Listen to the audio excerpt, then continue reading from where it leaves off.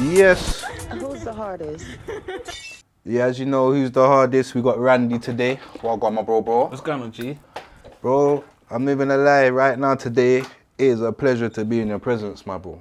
I'm Yes. not even gonna lie, it's a Respect, pleasure to bro. be in your presence, you get me? Cause obviously coming up, listening to you lot, your team, the way you lot push, the way you lot open the door for UK rap music and them things. Now, obviously you lot weren't really hip hop, you was kind of versatile, but Yeah.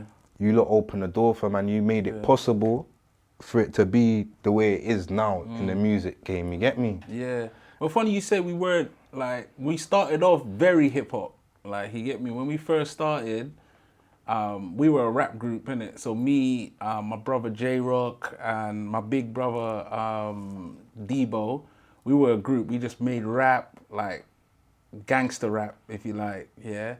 And then we then got into the situation with the girls in our group where they would make songs and then we would do the raps on it, and we would kind of blend each other together. And then our producer he went crazy and started doing some innovative stuff like with like the new flow, because we didn't want to sound like everyone else, like, you get me? So that's when we kind of went in a different direction. But before that, we was doing just regular hip hop, like, you get me?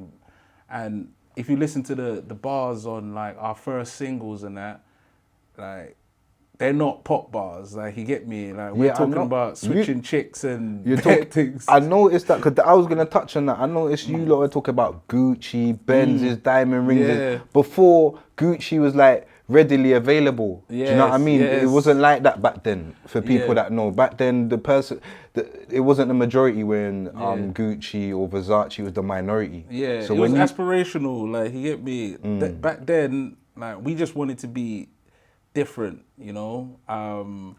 And because at the time when we launched anyway, there was only one other, I would say, black group that was out at that time, and that was So Solid.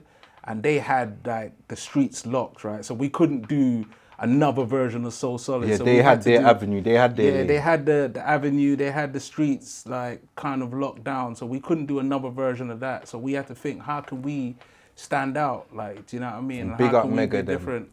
Of course, Big up they're my Mega. brothers, like, but we couldn't do them. Like, you get me? They had to do that thing and we had to do something different. So that's when we started thinking, how can we be different in the game? So that's when we started with the R&B and the hip hop together. Like, you get me? Because that was different. Like, and we wasn't garage, we wasn't on that scene, so we couldn't do that. So we had to do like hip hop and just make it a little bit different.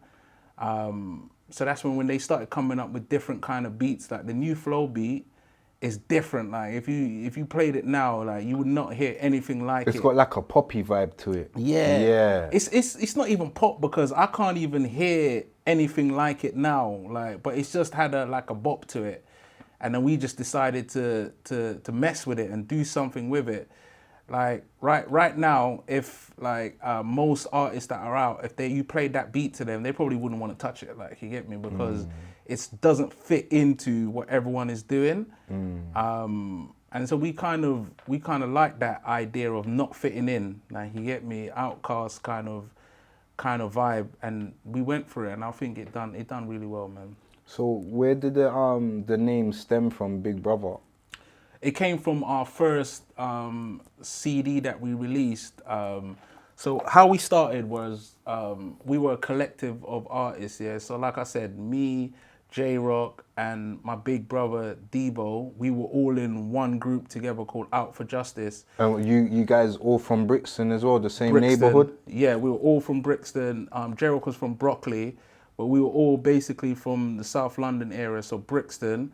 And then all of the girls were individuals. And then we had another guy called Flawless, and he was in the Big Brother collective as well. Because what Big Brothers was at the beginning, it was a collective of artists, right? The guy that put it together, his name is Skills. He was the producer, and he used to make some CDs back in the day called Big Brothers Watching You. Yeah. Okay. And the CD was called Big Brothers Watching You because basically he's saying that we're watching the streets and seeing what's happening, and we're taking all the talent and putting them together. And he used to do a CD called the Mega Mix, Breakdown Mega Mix, yeah, when he used to mix our songs in with American artists and songs and stuff like that. And he used to sell really well, like in the underground circuit, it sold really well. Like everyone was, like when they were driving, they would have it in their car and that. So he made this Big Brother's Watching You CD, and it sold like 2,000 copies in the first week. Like, they don't sound like a lot, but What was that like out of the boot? that's out of like CD bars. I don't know if they still got CD bars, but in the markets they would have like a thing called a CD bar where they would just sell CDs and stuff like. So it was like our own little bootleg kind of thing. Yeah, and just go get an invoice from them. Yeah, And 2,000 copies in the first week. That was like unheard of. Who's the hardest?